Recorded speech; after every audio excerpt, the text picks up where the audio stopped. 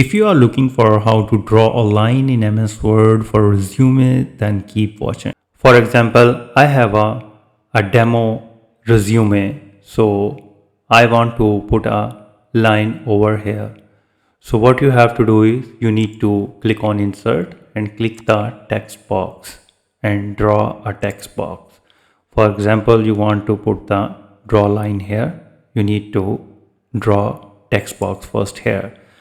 And then you need to right click and go to the format shape and click no fill and no line.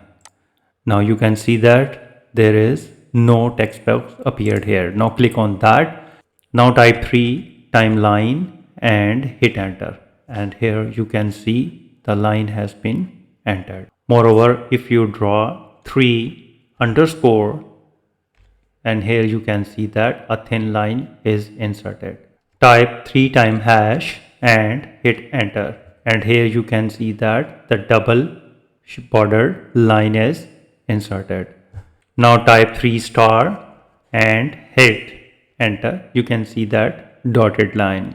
And now type 3 time is equal to and hit enter. You can see that a thick line is inserted.